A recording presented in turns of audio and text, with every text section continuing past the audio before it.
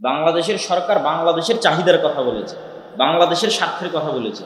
আর নরেন্দ্র মোদী ফেসবুকে পোস্ট দিয়েছে যে আমি ডক্টর ইউনূসকে বাংলাদেশে অবস্থানরত হিন্দুদের নিরাপত্তার বিষয়ে আমার কনসার্ন জানিয়েছি। তো ডক্টর ইউনূস কি জানাতে পারতো না যে আপনার দেশে বসবাসরত মুসলমানদের নিরাপত্তা নিয়ে আমরা উদ্বিগ্ন? পারতো না? পারতো না। তো ওদের এক জাতির পাশে বসবাস করছে ফিলিস্তিন আর ফিলিস্তিনের গাজা, আর ওদের আর এক জাতির পাশে বসবাস করছে আমরা, বাংলাদেশ। এই জন্য আমার পুরাতন বক্তব্যগুলোতে দেখবেন আমি বলেছি, গত সরকারের সময় বলা আছে যে বাংলাদেশ হচ্ছে পৃথিবীর দ্বিতীয় গাজা। তো আমার মেজ ভাই আব্দুর রহমানের সাথে গল্প হচ্ছিল, আব্দুর রহমানের সাথে গল্প করছিলাম যে ইউসুফ বিন তাশফিন যখন স্পেন খ্রিস্টানদের কাছে হাতছাড়া হয়ে যাবে, খ্রিস্টানেরা দখল করে নেবে স্পেনকে, কেননা মুসলমানদের বিজয় যাত্রা স্পেনে গিয়ে শেষ হয়ে গেছে, ফ্রান্স আর ইতালির সীমান্তে গিয়ে শেষ হয়ে গেছে। মুসলমানেরা শীত অঞ্চল বিজয় করতে পারে, শীতে যুদ্ধ করে অভ্যস্ত ছিল না। আর ইউরোপ শীত অঞ্চল, তো স্পেনের যে অংশটুকু গরম, কর্ডোভা, গ্রানাডা, এগুলো গরম অঞ্চল, ঠিক সৌদি, কুয়েত, কাতার, বাহরাইনের মতো। আবার যেই সীমান্তটা ফ্রান্সের সাথে লাগোয়া, ওখান থেকে শীত ছুঁয়ে প্রচন্ড বরফের কারণে যুদ্ধ পরাজয় হয়। ওই সমস্ত বরফ আচ্ছাদিত অঞ্চলে যুদ্ধে মুসলিম মুজাহিদরা অভ্যস্ত ছিল। তো জাস্ট ইউরোপের পেটের মধ্যে একটা দেশ, তার নাম স্পেন, এটা হারাতোই মুসলমানের, ভৌগোলিকভাবে হারানোটা স্বাভাবিক। কিন্তু ইউসুফ বিন তাশফিনের মতো মহান মুজাহিদ আফ্রিকা থেকে স্পেনে গিয়ে স্পেনের হারানোটা আরো 300 বছর লেট করে দিয়েছে। তার বিজয় অভিযানের কারণে যে সময় হারানোর কথা ছিল সে সময় না হারিয়ে আরো 300 বছর পর হারিয়েছে। এইরকম একই ঘটনা কিন্তু ভারত উপমহাদেশেও ঘটেছে। যখন মুঘল সাম্রাজ্যের পতন হয়, এখনই ধ্বংস হয়ে যাবে, নিভে যাবে, তখন মুঘলেরা চিঠি লিখেছে আফগানদের কাছে যে আমরা তো শেষ হয়ে গেলাম, মারাঠারা আমাদের ধ্বংস করে দিল, আমাদের সেই শান শৌকত, জৌলুস, জেহাদি জাজবা কিছু নাই, তোমরা আসো একটু বাঁচাও। তখন আহমদ শাহ আবদালি আফগান থেকে এসেছিল মুঘলদেরকে বাঁচাতে, এবং আহমদ শাহ আবদালি মারাঠাদেরকে পরাজিত করে দিল্লি নতুন করে বিজয় করে মুঘলদের সাম্রাজ্য আরো 100-150 বছর বাড়িয়ে দিয়েছে। 1857-তে মুঘলদের ফাইনাল পতন হয়। তো বাংলাদেশের ভৌগোলিক অবস্থান এমন, আমি আমার মেজ ভাই আব্দুর রহমানের সাথে গল্প করছিলাম যে বাংলাদেশের মুসলমানেরা যদি তাদের ঈমান, আকীদা এবং আমলের উপর চর্চা না বাড়ায়, তাহলে একদিন এই ভূখণ্ড তারা হারাবেই। ভৌগোলিকভাবে এমন জায়গায় দাঁড়িয়ে আছে যে এটাকে গাজা হতেই হবে। হয়তো 24-এর ছাত্র আন্দোলন, ছাত্র গণ অভ্যুত্থান এবং বর্তমান সরকার, তাদের কারণে হয়তো হারানোটা 20 বছর পিছিয়ে গেছে, হয়তো আর 50 বছর পিছিয়ে গেছে, কিন্তু এরকম সুযোগ বারবার আসবে না। তাহলে এই সুযোগে কি করতে হবে? ঈমান, আমল, আকীদা, তাকওয়া, পরহেজগারিতা, আল্লাহ ভরসা, এগুলো চর্চা বাড়াতে হবে। না হলে আমাদের ভৌগোলিক অবস্থান বলছে আমরা অনিরাপদ। তো আলোচনা শুরু করেছিলাম কি, আল্লাহ তো বলে দিয়েছে আমাদের সাথে শত্রুতা করবে কারা বেশি। একদল বসবাস করছে ফিলিস্তিনের পাশে, আর একদল বসবাস করছে আমাদের পাশে, তাহলে এটা তো আল্লাহ বলেছে তারা আমাদের প্রতি শত্রুতা। কারণ কি এই শত্রুতার?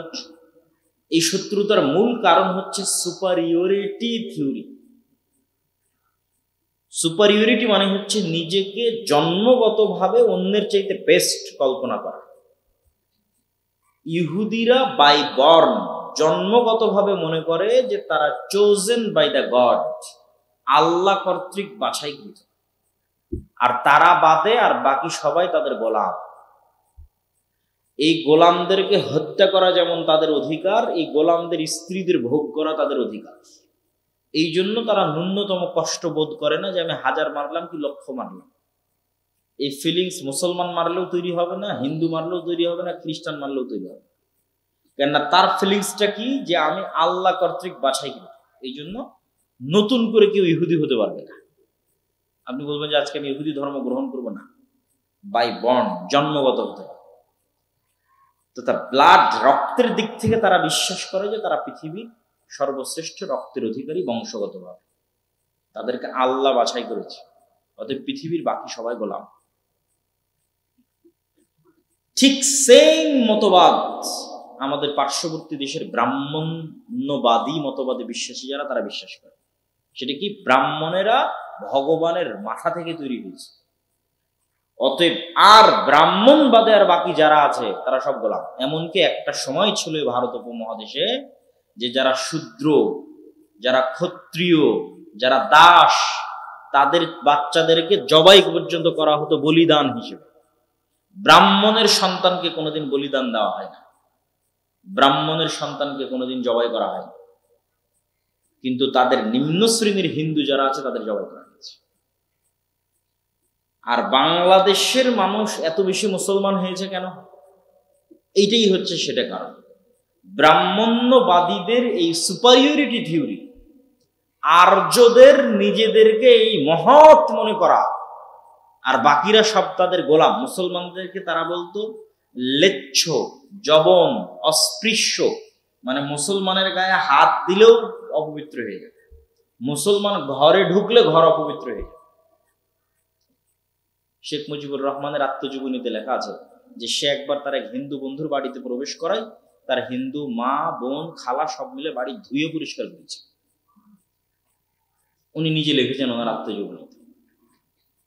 তাহলে সেম ইহুদিরা যেমন সুপারিয়রিটি থিওরিতে বিশ্বাস করে যে আমরা পৃথিবীর সর্বশ্রেষ্ঠ সন্তান, ব্রাহ্মণেরা বিশ্বাস করে যে আমরা ভগবানের মাথা থেকে তৈরি হয়েছি, বাকি সব আমাদের গোলাম। আর মুসলমানেরা তো আরো নিকৃষ্ট পশু, এদের কোনো গণনার মধ্যে, পশু প্রাণী হিসেবে গণনার মধ্যে পড়ে না, মানুষ হিসেবে গণনা তো বহু দূরের কথা, না ইহুদিদের কাছে না ব্রাহ্মণ্যবাদীদের কাছে। তাহলে বাংলাদেশের মুসলমানের এত মুসলমান হলো কেন? এত মুসলমান হওয়ার কারণ হচ্ছে বাংলাদেশের নিম্ন বর্ণের হিন্দুরা যখন দেখলো, বেশিরভাগ নিম্ন বর্ণের হিন্দুরা ইসলাম গ্রহণ করেছে, নিম্ন বর্ণের হিন্দুরা যখন দেখলো যে এত সুন্দর একটা ধর্ম যেখানে কোনো জাতপাত নাই, একই মসজিদে সবাই সমানভাবে দাঁড়াচ্ছে, পায়ে পা মিলিয়ে সমানভাবে উজু করতেছে, কোনো ভেদাভেদ নাই, না রঙের, না জাতের, না পাতের, তাহলে এত জুলুমের মধ্যে কে থাকবে? লাথি মারো এই জুলুমের ধর্মকে, গ্রহণ করো সাম্যতার ধর্ম, সম্মানের ধর্ম, মর্যাদার ধর্ম ইসলাম। তখনই বাংলাদেশে মানুষ, হাজার হাজার মানুষ ইসলাম গ্রহণ করেছে। ইসলামের এই সাম্যতা, এই মর্যাদা, এই সম্মান, এই মানবতা দেখে আমাদের পিতৃপুরুষরা, আমাদের আদি পিতা। কিন্তু ব্রাহ্মণদের ওই স্বভাব কিন্তু পরিবর্তন হয়নি। আর আজকে যারা ক্ষমতায় আছে তারা সেই কট্টর ব্রাহ্মণ্যবাদী। সুতরাং বিশ্বাসগতভাবে তারা মুসলমানদেরকে শত্রু মনে করে, এবং এমন পর্যায়ে তারা এই শত্রুতাকে নিয়ে গেছে যে শত্রুতা করারও একটা লিমিট থাকতে হয়। তারা এই শত্রুতাটাকে এমন পর্যায়ে নিয়ে গেছে যে তারা ভারতের ইতিহাসকে পর্যন্ত অস্বীকার করতেছে। আজকের যুগে এসে ভারতের ইতিহাস কি? একটা হিস্টোরিয়ান, একজন ঐতিহাসিকও ডকুমেন্ট দিতে পারবে না যে একটা টাকা মোগলরা ভারত থেকে আফগানিস্তানে নিয়ে গেছে, ভারত থেকে উজবেকিস্তানে নিয়ে গেছে, ভারত থেকে কাজাখস্তান, বোখারায় নিয়ে গেছে। একটা টাকা ভারত থেকে মুঘলরা পাচার করেছে। কেননা মুসলমানদের স্বভাবের মধ্যেই নাই যে মুসলমানরা কোনো দেশ বিজয় করলে সেখান থেকে টাকা পাচার করবে, স্বভাবের মধ্যে না। মুসলমানেরা যখন যে দেশ বিজয় করেছে চিন্তা করেছে ওটাই আমার দেশ, ওটাকে উন্নত করতে হবে। এটা তো ব্রিটিশদের স্বভাব, যখন যে দেশ বিজয় করেছে কেমনে চুরি করে সব ধন দৌলত চুরি করে নিয়ে যাওয়া যাবে, ওই সমুদ্রের ওপারে যেন কেউ ধরতে না পারে। চারদিকে সমুদ্র, ইংল্যান্ডের চারিদিকে সমুদ্র, যেন কেউ ধরতেই না পারে। সব জিনিস, টাকা পয়সা, ধন দৌলত চুরি করে নিয়ে চলে গেছে। কিন্তু মোগলদের নামে কেউ একটা ডকুমেন্ট দেখাবে যে এখান থেকে চুরি হয়েছে না। মোগলরা একটা টাকা যদি ইনকাম করেছে আল্লাহর রাস্তে, সেটাই ভারতের পিছনে বিনিয়োগ করেছে। সেটা দিল্লির জামে মসজিদ হোক, সেটা ওই তাজমহল হোক, সেটা আর যেটাই হোক না কেন, লালকেল্লা হোক, যেটাই হোক, শালিমার বাগান হোক কাশ্মীরের, প্রত্যেকটা অর্থ তারা ভারতের পিছনে ব্যয় করেছে। এবং যেই মুহূর্তে বাদশাহ আলমগীর এই পুরো ভারতের নেতা, আজকের ব্রাহ্মণ্যবাদীরা বলে যে আমাদের অখণ্ড ভারত লাগবে, তো অখণ্ড ভারত তো হিন্দুদের কোনোদিন প্রতিষ্ঠাই হয়নি। অখণ্ড ভারত প্রতিষ্ঠা যদি হয়ে থাকে মুসলমানদের হয়েছিল বাদশাহ আলমগীরের আমলে। বলেন আল্লাহু আকবার। তথা একদম কাবুল থেকে নিয়ে শুরু করে একদম আরাকান পর্যন্ত এই পুরো ভারত উপমহাদেশে, অখণ্ড ভারতে কার শাসন চলতেছে? মুসলমানদের শাসন, বাদশাহ আলমগীরের শাসন 50 বছর। তো অখণ্ড ভারত চাই, তো অখণ্ড ভারতটা আমাদের লাগবে, মুসলমানদের লাগবে, বাদশাহ আলমগীরের অখণ্ড ভারত। আমরাও অখণ্ড ভারত থিওরিতে একমত, তবে সে অখণ্ড ভারত কাদের হবে? মুসলমানদের অখণ্ড ভারত, বাদশাহ আলমগীরের অখণ্ড ভারত। তো বাদশাহ আলমগীরের সময় গোটা পৃথিবীর জিডিপির 25 থেকে 30% জিডিপির মালিক ছিল ভারত, গোটা পৃথিবীর জিডিপির। আর ব্রিটিশরা যখন চলে যায় তখন গোটা পৃথিবীর জিডিপির 5%-এরও মালিক ভারত। তাহলে বাদশাহ আলমগীর থেকে ব্রিটিশ, কোন সময় ভারত বেশি ধনী ছিল? বাদশাহ আলমগীরের সময় ভারত বেশি ধনী ছিল। গোটা ভারতে ন্যায় নিষ্ঠা প্রতিষ্ঠা ছিল। কোনো হিন্দুর উপর তার ধর্মের কারণে জুলুম করা হয়নি, কোনো হিন্দুর উপর তার ধর্মের কারণে তার মন্দিরে আঘাত করা হয়নি। যে ধর্মের কারণে যেটা হিন্দুদের মন্দির ভাঙ্গো, এই কারণে একটা মন্দিরও ভাঙ্গা হয়নি। জোরপূর্বক কাউকে বলা হয়নি যে আসে ইসলাম গ্রহণ কর। ভারতের স্বর্ণযুগ ছিল বাদশাহ আলমগীরের যুগ। আর আজকে তারা বলতেছে যে বাদশাহ আলমগীর আমাদের শত্রু, আজকে তারা বলতেছে মোগলরা আমাদের শত্রু। তো মোগলরা যদি তোমাদের শত্রু হয়, বাদশাহ আলমগীর যদি তোমাদের শত্রু হয়, তাহলে ব্রিটিশরা তোমাদের বন্ধু। তাহলে তোমরা কিসের আজাদী আন্দোলন করেছো ভারতে? এত যে বলো 1947-এর স্বাধীনতা, যদি শত্রুই হয় মোগলরা, তাহলে স্বাধীনতা কার থেকে নিয়েছে? সম্মানিত উপস্থিতি, ইতিহাস কেমন ভাবে বিকৃত করা হয়েছে।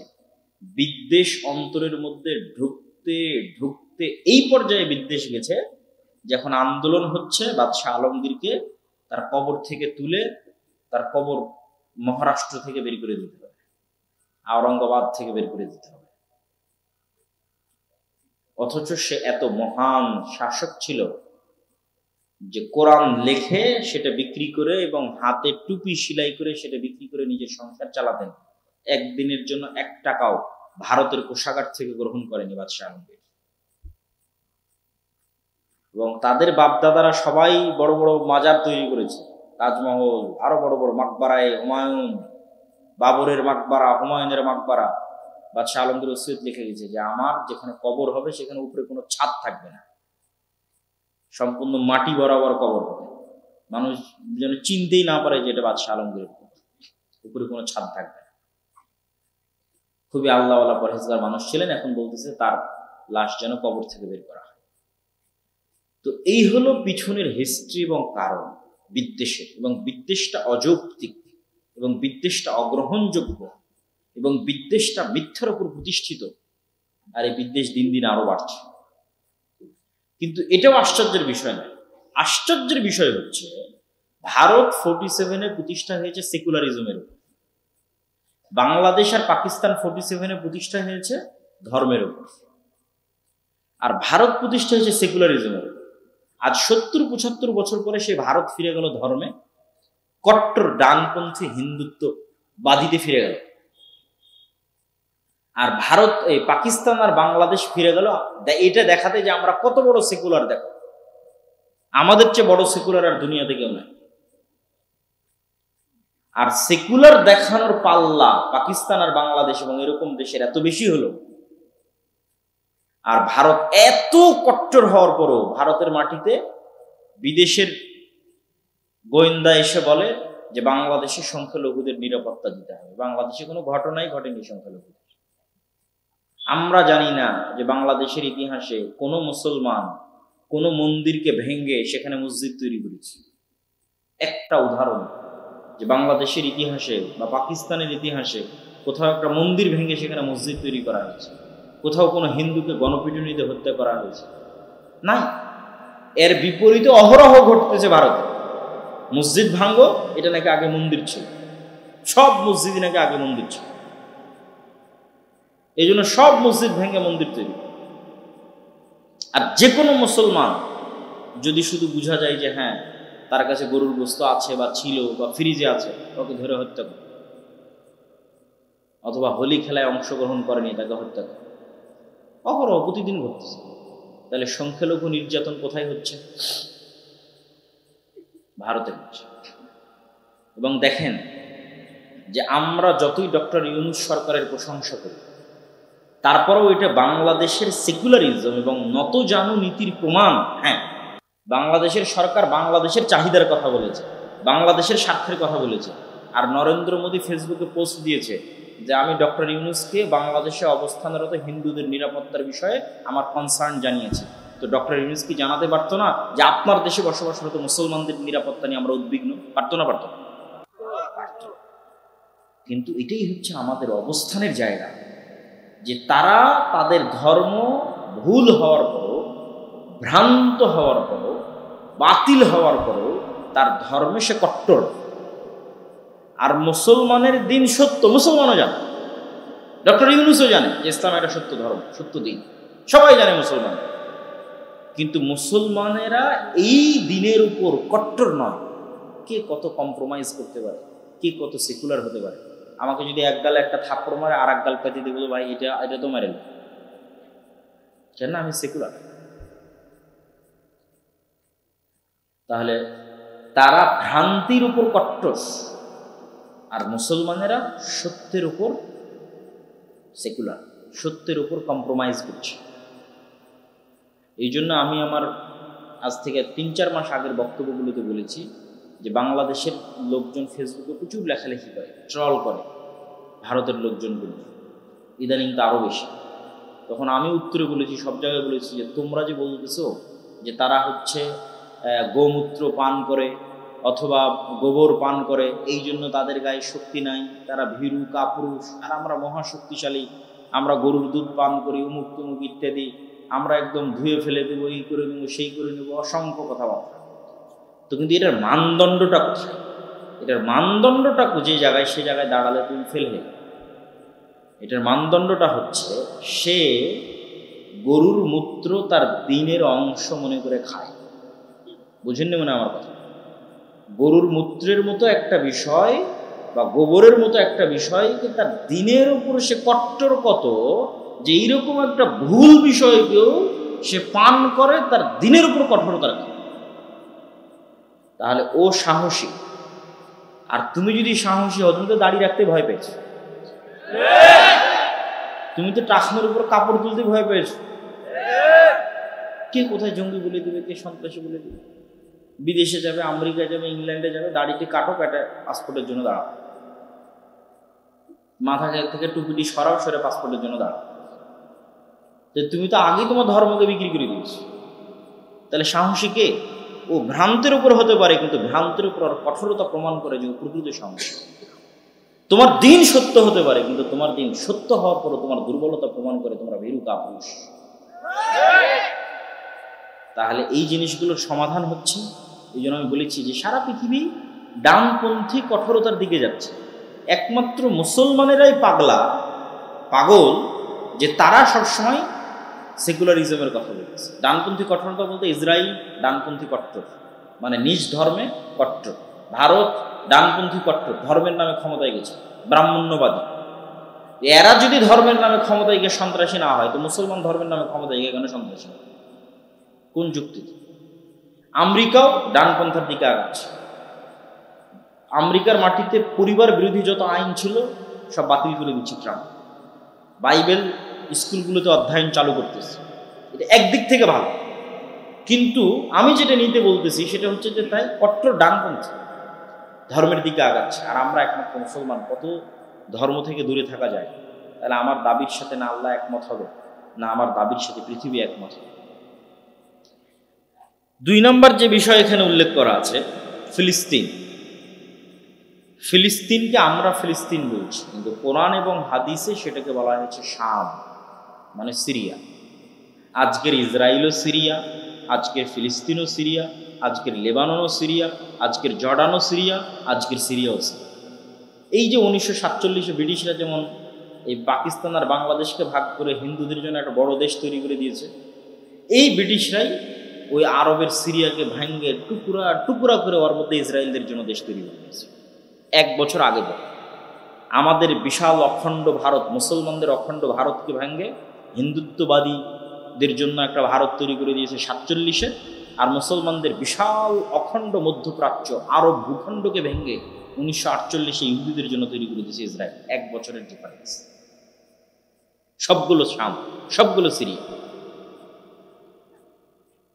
এই জন্য প্রথমে মাথায় রাখতে হবে শাম, দ্বিতীয়ত মাথায় রাখতে হবে মসজিদে আকসা ও তার পার্শ্ববর্তী অঞ্চল।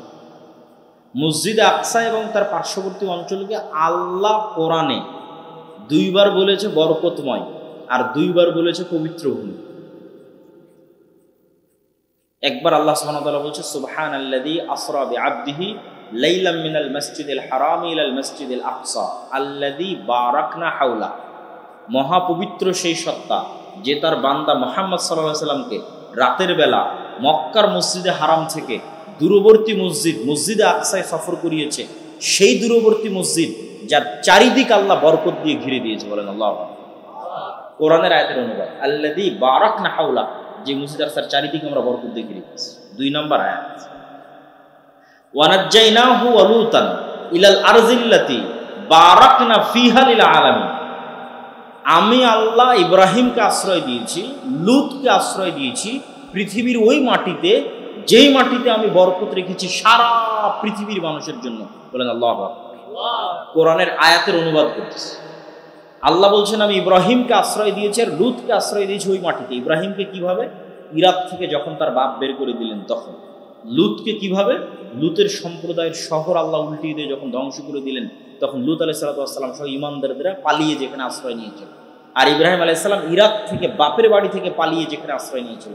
তাহলে ইব্রাহিম পালিয়ে আশ্রয় নিলেন, লুত পালিয়ে আশ্রয় নিলেন যেই জায়গা, সেই জায়গাকে আল্লাহ বলছে সারা পৃথিবীর মানুষের জন্য বরকত নিয়ে। সেটা হচ্ছে মসজিদ আকসা এবং তার পার্শ্ববর্তী, সেটাই জেরুজালেম, সেটাই শাম। এই জন্য মুহাম্মদ সাল্লাল্লাহু আলাইহি ওয়াসাল্লামের দারুল হিজরা মদিনা। মুহাম্মদ সাল্লাল্লাহু আলাইহি ওয়াসাল্লাম মক্কা থেকে হিজরত করেছে মদিনা, আর মুহাম্মদ সাল্লাল্লাহু আলাইহি ওয়াসাল্লামের পিতা ইব্রাহিম আলাইহিস সালাম হিজরত করেছে ইরাক থেকে শাম। এই জন্য দিন 2 জায়গাতে কিয়ামত পর্যন্ত থাকবে। একটা মুহাম্মদ সাল্লাল্লাহু আলাইহি ওয়াসাল্লামের হিজরত স্থল মদিনায় কিয়ামত পর্যন্ত দিন থাকবে, আর একটা পিতা ইব্রাহিম আলাইহিস সালামের হিজরত স্থল শামে কিয়ামত পর্যন্ত দিন থাকবে। হকপন্থীরা থাকবে শামে। এই জেরুজালেমের মাটিতে অসংখ্য নবী এসেছে। ইব্রাহিম আলাইহিস সালামের 2 সন্তান, বানু ইসরাইল, বানু ইসমাইল। বানু ইসমাইলের বংশে মুহাম্মদ সাল্লাল্লাহু আলাইহি ওয়াসাল্লাম, আমরা বানু ইসমাইল। আর বানু ইসরাইলের বংশে একদম ইব্রাহিম আলাইহিস সালাম থেকে শুরু করে ইসহাক, ইয়াকুব, ইউসুফ, মুসা, ঈসা, হারুন, দাউদ, সুলাইমান, জাকারিয়া, অসংখ্য নবী, যার বেশিরভাগ নবী জেরুজালেম এবং তার আশেপাশে, মসজিদ আকসা এবং তার আশেপাশে। যেমন 2-4টা নবীর কথা তো আপনারা খুব ভালো করেই জানেন। দাউদ আর সুলাইমান আলাইহিস সালাম সারা পৃথিবীতে যে রাজত্ব প্রতিষ্ঠা করেছিল, ওই রাজত্বের হেডকোয়ার্টার রাজধানী ছিল মসজিদ আকসা, জেরুজালেম। আর আরেকটা খুব ভালো করেই জানেন যে মারিয়াম আলাইহিস সালামের মা, ওয়াইজ ক্বালাত ইমরাতু ইমরান রাব্বি ইন্নী নাযারতু লাকা মা ফি বাতনি মুহাররারান ফাতাকাব্বাল মিন্নি। আল্লাহ আমার পেটে সন্তান, ইমরানের স্ত্রী বলছে, সন্তানকে তোমার রাস্তায় ওয়াকফ করে দিয়েছে। ফালাম্মা ওয়াদাআতহা ক্বালাত রাব্বি ইন্নী ওয়াদাতুহা উনসা ওয়াল্লাহু আ'লামু বিমা ওয়াদাআত। যখন সন্তান প্রসব হলো বলছে আল্লাহ তো মেয়ে সন্তান হয়েছে। আল্লাহ বলছে আরে আমি তো আগে থেকেই জানি মেয়ে সন্তান হবে। ওয়ালাইসা যাকারু কাল উনসা, সব মেয়ে সব ছেলের মতো নয়, সব ছেলে সব মেয়ের মতো নয়। সে মেয়ের নাম মারিয়াম। তিনি যেই মসজিদের খেদমত করতেন সেই মসজিদের নাম মসজিদ আকসা। যেই মসজিদের মেহরাবের বর্ণনা আল্লাহ বলছে যে কুল্লামা দাখালা আলাইহা যাকারিয়াল মিহরাব ওয়াজাদা ইনদাহা রিজকা। যখনই যাকারিয়া মেহরাবে প্রবেশ করত মারিয়ামের দেখতো অসময়ের ফল। ক্বালা ইয়া মারিয়াম আন্না লাকা হাযা ক্বালাত হিয়া মিন ইনদিল্লাহ। যাকারিয়া বলে মারিয়াম এই অসময়ের ফল কোথায় থেকে আসে? মারিয়াম বলে আল্লাহর পক্ষ থেকে আসে। ইন্নাল্লাহ ইয়ারযুকু মান ইয়াশা বিগাইরি হিসাব। আল্লাহ যাকে ইচ্ছা তাকে বেহিসাব রিজিক দান করতে পারে। তাহলে 1 নাম্বার কি ধারাবাহিকভাবে যে মারিয়াম এই মসজিদের খাদেম। 2 নাম্বার কি আজকের পৃথিবীতে যেই ধর্মের অনুসারী সবচেয়ে বেশি, কাগজে কলমে, বাস্তবে না, বাস্তবে একজনও খ্রিস্টান, কাগজে কলমে নামকাও আসতে খ্রিস্টানের সংখ্যা বর্তমান পৃথিবীতে সবচেয়ে বেশি, মুসলমানদের চেয়ে বেশি। তাহলে খ্রিস্টান ধর্মের যিনি নবী ঈসা আলাইহিস সালাম তথা মারিয়ামের সন্তান, তার জন্মই জেরুজালেম। মসজিদ আকসা থেকে দূরবর্তী অঞ্চলে উনি তার সন্তানকে প্রসব দিয়ে যখন সন্তানকে কোলে নিয়ে লোকালয়ে ফিরে আসছেন, আল্লাহ কোরআনে বলছে মা কানা আবুকে ইমরা আসাউইন ওয়া মা কানাত উম্মুকে বাগিয়া। মারিয়াম তোমার বাপ তো খারাপ মানুষ ছিল না, তোমার মা তো ব্যভিচারী ছিল না, তুমি তো অবিবাহিতা, মেয়ে সন্তান কোথায় থেকে আসলো? ফাশারাত ইলাই, মারিয়াম বাচ্চার দিকে ইশারা করে বলছে আল্লাহ শিখিয়ে দিয়েছে কথা বলবা না, মুখ বন্ধ রাখবা, ইশারা করবা বাচ্চার দিকে। বাচ্চার দিকে ইশারা করছে, তখন ওরা বলছে কাইফা নাতাকাল্লামু মান কানা ফিল মাহদি সাবিয়্যা, তুমি কি মজাক করো নাকি? ওই বাচ্চার সাথে কিভাবে কথা বলবো, যেই বাচ্চা এখন মায়ের কোলে আছে, দুধ পান করতেছে, এই বাচ্চা তো কথা বলতে পারবে না। তখন ঈসা আলাইহিস সালাম মায়ের কোল থেকে বলে উঠছে, ইন্নী আব্দুল্লাহ আতানিয়াল কিতাব ওয়া জাআলানি নাবিয়্যা, আমি আল্লাহর বান্দা, আল্লাহ আওসানি বিস সালাতি ওয়াজ যাকাতি মা দুমতু হাইয়া, আর আল্লাহ আমাকে আদেশ দিয়েছে যতদিন বেঁচে থাকবো ততদিন যেন সালাত আর যাকাত বাদ না যায়। আল্লাহু আকবার। মায়ের কোলে ছোট্ট বাচ্চা কথা বলতেছে, তখন বলতেছে সালাত যাকাত বাদ দেওয়া যাবে। প্রথম কথার মধ্যেই আছে যে আল্লাহ আমাকে আদেশ দিয়েছে যে সালাত আর যাকাত যেন বাদ না যায়। তাহলে এই জেরুজালেমের সাথে নবীদের ইতিহাস জড়িত। এবং এখানে আর একটা সূক্ষ্ম জিনিস আপনাদের মনে রাখতে হবে, ইউরোপ এবং আমেরিকার মানুষেরা চামড়ার অহংকার, যে আমাদের চামড়া সাদা চামড়া, আফ্রিকান নিগ্রোরা তো একদম কালো, এই জন্য ওদেরকে গোলাম বানিয়ে রাখে। আর এশিয়ারা যেহেতু শ্যামা সাদা অথবা শ্যামা মেটে, এদেরকেও একটু ডিসকোয়ালিফাই মানে ভিন্ন দৃষ্টি দেয়। এই রেসিজমটা আগে অনেক বেশি ছিল, এখন একটু কমেছে, কিন্তু অন্তরের মধ্যে আছে। তো এই জায়গায় দুটো সূক্ষ্ম জিনিস মনে রাখতে হবে। এক, তাদের চামড়া সাদা হলেও, ইউরোপ আমেরিকার মানুষের চামড়া সাদা হলেও, তারা যেই নবীকে নবী হিসেবে মানে ওই নবী ইব্রাহিমের সন্তান, এবং তার গায়ের চামড়া তাদের মতো নয়, কেননা তিনি এশিয়ান। তার গায়ের চামড়া মোহাম্মদ সাল্লাল্লাহু আলাইহি ওয়াসাল্লামের মতো, তার গায়ের চামড়া আমাদের মতো। এক নাম্বার মনে রাখার বিষয়। দুই নাম্বার মনে রাখার বিষয় কি, আজকের ইহুদিরা যদি বলে যে হ্যাঁ আমরা ভাই বোন, ইসহাক, ইয়াকুব, ইউসুফ, তাদের 12 ভাই, তাদের সন্তান, তো ওদেরও গায়ের চামড়া সাদা হবে না। ইউরোপিয়ান আমেরিকানদের গায়ের চামড়ার মতো হবে না যদি ভাই বোন ওদের সন্তান। তাদের গায়ের চামড়া হবে মুসলমানদের মতো, কেননা এশিয়ানদের মতো, আরবদের মতো, ইউরোপিয়ান আমেরিকানদের মতো। সুতরাং তাদের এই দাবির মধ্যে অবশ্যই কোনো ধোঁকা বা সঠতা আছে। সম্মানিত উপস্থিতি, কি বলছিলাম? ফিলিস্তিন ইস্যু। ফিলিস্তিন ইস্যুতে আগে আমাদের জানতে হবে এই জায়গার গুরুত্বটা কত, এই জায়গার মহত্বটা কত। তাহলে আমরা এই আয়াত, এই ইতিহাস, এগুলোতে বোঝা গেল যে এটা কত মহৎ এবং মহান জায়গা। এবং বর্তমান পৃথিবীর তাহলে তিনটা ধর্মের পবিত্র স্থান হলো এই জায়গাটা। মুসলমানদেরও পবিত্র স্থান, খ্রিস্টানদেরও পবিত্র স্থান, ইহুদিদেরও পবিত্র স্থান। এবং এই জন্য ওমর রাদিয়াল্লাহু তাআলা আনহু যখন জেরুজালেম বিজয় করে, না খ্রিস্টানদের জায়গায় নামাজ পড়েছে, না ইহুদিদের জায়গায় নামাজ পড়েছে। উনিও খুব বুদ্ধিমান ছিলেন, চৌকস ছিলেন। তো এই মহান জায়গা আমাদের হাতছাড়া হয়ে গেল। আমাদের বাপদাদারা যখন হজের সফরে যেত, মক্কাতেও নামাজ পড়তো, মদিনাতেও নামাজ পড়তো, মসজিদে আকসাতেও নামাজ পড়তো। আর আমরা 70-80 বছর থেকে কোনো মুসলমান, বাইরের কোনো মুসলমান মসজিদে আকসায় নামাজ পড়তে যেতে পাই। তাহলে মসজিদে আকসার নামাজ থেকে আল্লাহ আমাদের বঞ্চিত রেখেছে, এটা আমাদের জন্য আযাব। লা তুশাদ্দুর রিহাল ইল্লা সালাসা, পৃথিবীর একমাত্র 3টে জায়গায় ইবাদতের জন্য যাওয়া নেকির কাজ। আর পৃথিবীর কোনো জায়গায় ইবাদতের উদ্দেশ্যে গেলে গুনাহ হবে। ধরেন কেউ যদি মনে করে যে আমি আল্লাহর নবীর কবর জিয়ারত করতে বাংলাদেশ থেকে মদিনা যাব, গুনাহগার হবে। বুঝেন? কিন্তু আপনি এখান থেকে পাসপোর্ট করলেন, ভিসা করলেন, আপনার নিয়ত আল্লাহর নবীর কবর জিয়ারত করবেন, গুনাহগার। এই নিয়তে যে আল্লাহর নবীর কবর জিয়ারত করলে আমি বেশি কোনো নেকি পেতে পারি। নিয়ত কি হতে হবে? 3টে জায়গায় ইবাদতের জন্য যাওয়া যায়। 1, মক্কার মসজিদে হারাম। 2, মদিনার মসজিদে নববী। মসজিদ নববীতে চলে এসেছি, তাই এখানে আল্লাহর নবীর কবর আছে, তাই একটু জিয়ারতটা করে নিই, এটাতে সমস্যা। কিন্তু নিয়ত মসজিদে নববী। আর আরেকটা জায়গা, সেটা মসজিদে আকসা, যেখানে ইবাদত করার উদ্দেশ্যে সফর করলে নিকি, যেখানে সালাত আদায়ের উদ্দেশ্যে সফর করলে নিকি। কিন্তু আমরা কিন্তু সেই সালাতের নিকি থেকে বঞ্চিত, আল্লাহ বঞ্চিত করে দিয়েছি। তাহলে এই সম্মান আল্লাহ আমাদের পূর্ববর্তীদের দিয়েছে। কেন দিয়েছে? ওমর রাদিয়াল্লাহু তাআলা আনহু যেদিন, তাহলে এই প্রবলেমের সমাধান হয়ে যাবে। ওমর রাদিয়াল্লাহু তাআলা আনহু যেদিন জেরুজালেম বিজয় করবেন, তখন আবু উবাইদা ইবনুল জাররাহ 4000 সাহাবী সহ 12,000 সৈন্য নিয়ে জেরুজালেম ঘেরাও করে আছে। প্রায় 1 মাস থেকে ঘেরাও চলতেছে, রক্তপাত চায় না। পাদ্রীরা বলল ঠিক আছে, আমরা শেষ পর্যন্ত আত্মসমর্পণ করতে রাজি আছি, চাবি হস্তান্তর করতে রাজি আছি, আমিরুল মুমিনিন খলিফাতুল মুসলিমিন আসতে হবে। আমাদের বইয়ে যার ভবিষ্যৎবাণী করা আছে সে আবু উবাইদা ইবনুল জাররাহ নয়। এখন তোমাদের যে প্রধান সেনাপতি, সে ওই ব্যক্তি নয় যার হাতে আমরা চাবি হস্তান্তর। আমাদের ধর্মীয় বইয়ে এগুলো লেখা নেই, তবে একজনের কথা লেখা আছে, তাকে আসতে হবে, তাকে আমরা যাচাই করি। তা আমিরুল মুমিনিন খলিফাতুল মুসলিমিনের কাছে চিঠি লেখা হলো। উনি আসলেন, যখন উনি জেরুজালেমে প্রবেশ করছেন তখন উনি উটের রশি ধরে টানছেন। কিন্তু 1200 কিলোমিটারের পথ, মদিনা থেকে রওনা দিয়ে ফিলিস্তিনের জেরুজালেম 1200 কিলোমিটার পথ উটের পথে আসছেন। তো দুইজন মিলে ভাগ করে নিয়েছে চাকরের সাথে। তো যখন ঢুকছেন তখন তার পালিতে তিনি রশি ধরে টানছেন এবং জামা কাপড় জীর্ণ শীর্ণ। তো যেহেতু বিজয়টা একটা বড় বিজয়, কেননা রোমান এম্পায়ারের সবচেয়ে বড় তীর্থস্থল বিজয় হচ্ছে, এই জন্য হাজার হাজার পাদ্রী আছে।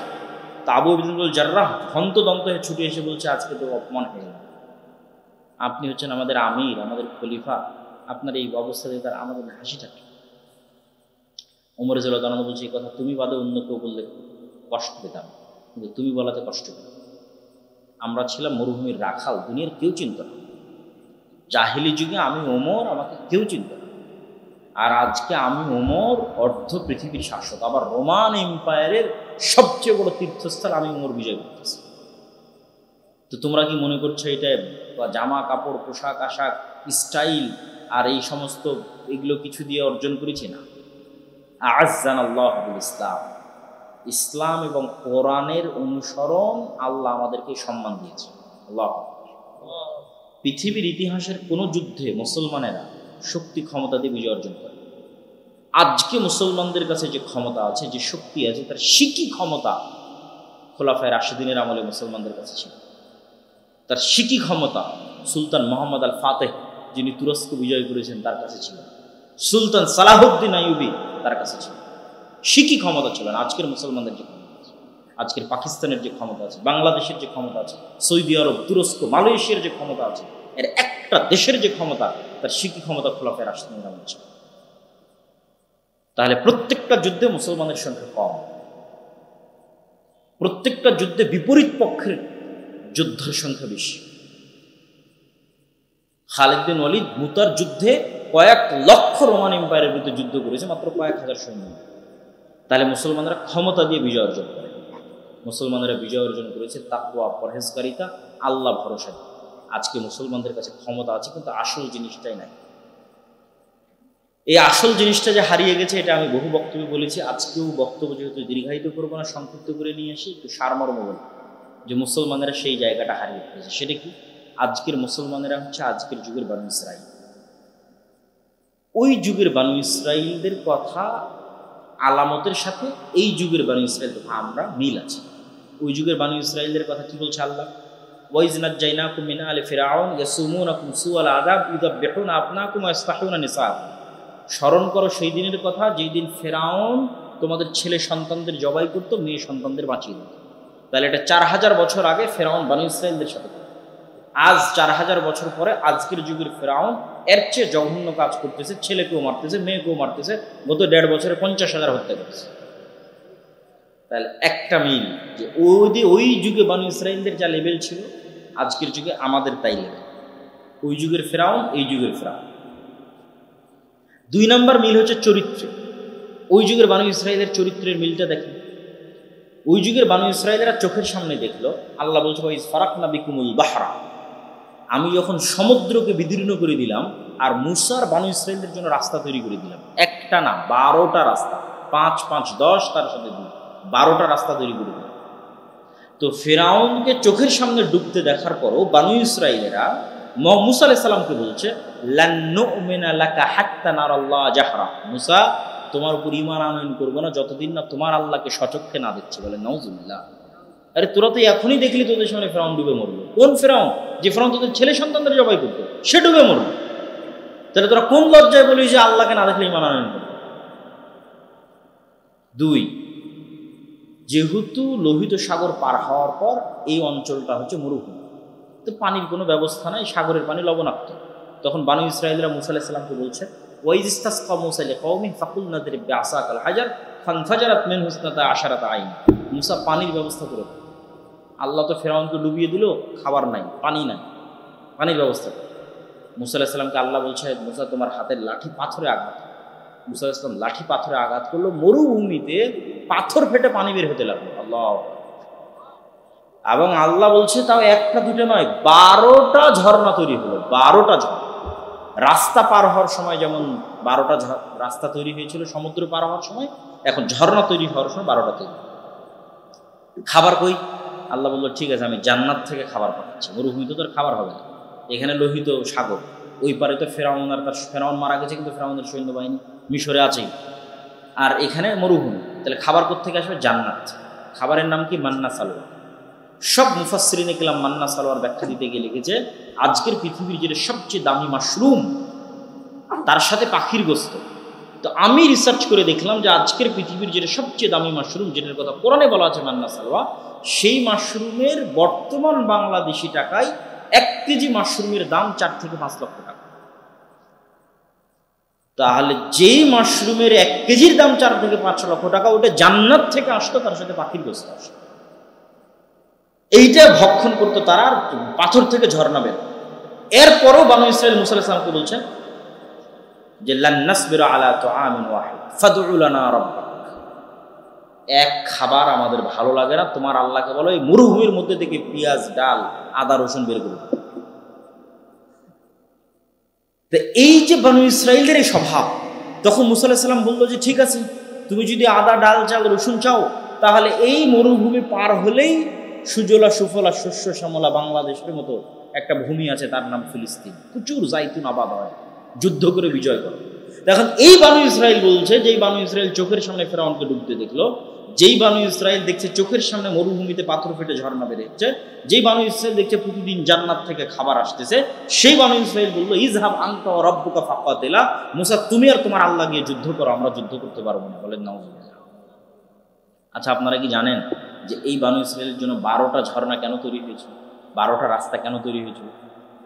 এরা ইউসুফ আলাইহিস সালামের 12 ভাইয়ের বংশধর, এরা ইয়াকুব আলাইহিস সালামের 12 সন্তানের বংশধর, এরা নবীদের সন্তান, এরা ইব্রাহিমের সন্তান, ইসহাকের সন্তান, ইয়াকুবের সন্তান, ইউসুফের ভাই। ইউসুফ আলাইহিস সালামের মৃত্যুর 300 বছর পর মুসা আলাইহিস সালাম এসেছে। সব রক্ত, সেম রক্ত, ইব্রাহিম আলাইহিস সালামের রক্ত, ইসহাক আলাইহিস সালামের রক্ত, ইয়াকুব আলাইহিস সালামের রক্ত। তাহলে নবীর সন্তানেরা বলতেছে যে আল্লাহকে যতক্ষণ দেখবো না ততক্ষণ ঈমান আনয়ন করবো না। নবীর সন্তানেরা বলতেছে তুমি আর তোমার আল্লাহকে যুদ্ধ করো। তাহলে কিভাবে নবীর সন্তানেরা এতটা সংকীর্ণ মনা হয়ে গেল, এতটা ধোঁকাবাজ, এতটা মুনাফিক, এতটা সততাপূর্ণ হয়ে গেল কেমন? তো আমি যে বলেছি যে আজকের যুগের মুসলমানেরা বানু ইসরাইল, তার জন্য আমি 2টা দলিল দিয়েছি। এক, আল্লাহ বানু ইসরাইলের এত লম্বা ঘটনা কোরআনে কেন বলল? কোরআনে একটা কথাও ফেলে দেওয়ার না। তাহলে এই যে এতগুলো আয়াত পড়লাম, সব কোরআনের আয়াত, পড়লাম আর অনুবাদ করলাম, পড়লাম আর অনুবাদ করলাম। তাহলে বানু ইসরাইলের এত ঘটনা, সূরা বাকারার অর্ধেক বানু ইসরাইলের ঘটনা। তার মানে মুসলমানেরাও একদিন বানু ইসরাইল হয়ে যাবে, তাই এই ঘটনা পড়ে যেন শিখে। এটা রাসূল সাল্লাল্লাহু আলাইহি ওয়াসাল্লাম বলে গেছে। আর মুসলমানরা যে বানু ইসরাইল হয়ে গেছে, এটা আমি ইউরোপে গিয়ে দেখেছি, আমেরিকায় গিয়ে, ইউরোপ, ইংল্যান্ডে গিয়ে দেখেছি, ফ্রান্স, ইতালিতে গিয়ে দেখেছি। মুসলমানদের জন্ম নিবন্ধন থেকে, পাসপোর্ট থেকে, ওই শহরে প্রবেশ থেকে, ওদের কাছে এই কি বলার নাম বেনিফিট নেওয়া থেকে, ওদের কাছে বাড়ি নেওয়া থেকে, প্রত্যেকটা ধাপ মিথ্যার উপর। মুসলমান কিন্তু সবকিছু মিথ্যার উপর, মুসলমান সবকিছু অন্যায়ের উপর, ও হাজি, নামাজি, সবকিছু, কিন্তু সবকিছু ধোঁকা এবং দুর্নীতির উপর। তাহলে এই মুসলমানই তো ওমরের বংশধর, এই মুসলমানই তো খালিদ বিন ওয়ালিদের বংশধর, সালাহুদ্দিন আইয়ুবীর বংশধর, মুহাম্মদ সাল্লাল্লাহু আলাইহি ওয়াসাল্লামের বংশধর। তাহলে ওরাও তো নবীর বংশধর, তো ওরা এরকম মুনাফিক হয়ে গেল? ওরা যে বানু ইসরাইল হয়ে গেছে, ওরাও বানু ইসরাইল হয়ে গেছে। এই গত নির্বাচনে রূপগঞ্জে অসংখ্য মানুষ আমি সচক্ষে দেখেছি, উভয় প্রার্থীর কাছ থেকে টাকা নিয়ে বলেছে যে তোমাকে ভোট দিই, মানে 2 জনের থেকে টাকা নিয়ে বলেছে 2 জনকে ভোট দিই। তাহলে মৃত্যু, অথচ সবাই নামাজি, হাজি। এই গত 16 বছরে এরকম জালসার বৈঠকের প্রধান অতিথি, বিশেষ অতিথি হয়েছে, অথবা মসজিদ মাদ্রাসা কমিটির দায়িত্বের মধ্যে আছে, এরকম যদি ভাগ করি, তাহলে ডিসি, এসি, ওসপি, এসিল্যান্ড, মন্ত্রী, মিনিস্টার, এমপি, এর 80 ভাগের বেশি আছে জালসা কমিটিতে, 80 ভাগের বেশি আছে মসজিদ মাদ্রাসা সভাপতি। আর যদি ওমরার লিস্ট করি তো 60% বেশি হবে যেগুলো ওমরা করে এসেছে। আর তাহাজ্জুদের নামাজ তো সবাই পড়ে, কিন্তু নিজ নিজ দায়িত্বের জায়গায় সব মিথ্যুক, অন্যায়কারী, ধোঁকাবাজ, মুনাফিক, মানুষের হক মেরে খায়। তাহলে এরা বানু ইসরাইল না? বানু ইসরাইল বাহ্যিকভাবে দেখায় যে আমরা আল্লাহকে অনেক ভয় করি, মুখে দাঁড়িয়ে আছে, মাথায় টুপি আছে, কিন্তু সৎ নয়, মিথ্যুক। এবং এটা শুধু তাদের ক্ষেত্রে নয়, আম জনসাধারণের ক্ষেত্রে দেখেন, যে আম জনসাধারণ তার বোনকে বাপের সম্পত্তিতে ভাগ দিবে, ভাগ দিতে গিয়ে ন্যায় করে, হয় ভাগ বুঝিয়েই দেয়নি, অথবা বুঝে দেওয়ার ক্ষেত্রে যেটা জমি ভালো, যেটা উঁচু, যেটা দামি ওটা নিজে নিয়েছে, যেটা পানিতে ডুবে আছে, নদীতে আছে, চরে আছে, ওটা বোন কিনেছে। তাহলে সে নামাজি, হাজি, উমরাকারী, কিন্তু তার চরিত্র দেখেন বানু ইসরাইলের মিথ্যুক, মুনাফিক, ধোঁকাবাজ, দুর্নীতিবাজ। সে হাজি, নামাজি, উমরাকারী, কিন্তু মেয়েকে যখন বিয়ে দিতে যাচ্ছে তখন ঠিকই ডিমান্ড নিচ্ছে, তখন ঠিকই যৌতুক দাবি করে বসতেছে। তাহলে এই যে আপনি যৌতুক দাবি করতেছেন মেয়ের পরিবারের কাছে, এটা হচ্ছে আপনি জেনে শুনে মেয়ে এবং মেয়ের পরিবারের উপর জুলুম করতেছেন, অন্যায় করতেছেন, তথা আপনি মিথ্যা, ধোঁকা এবং অন্যায়ের উপর প্রতিষ্ঠিত আছেন। এখন কারণ উত্তর কি, যে ওরা নবীর সন্তান হয়ে এরকম হয়ে গেল, আর আমরাও উম্মতে মুহাম্মাদি এরকম হয়ে গেলাম, দুইজনই আমরা বানু ইসরাইলদের মতো হয়ে গেলাম, ওরাও নবীর সন্তান, আমরাও সম্মানিত।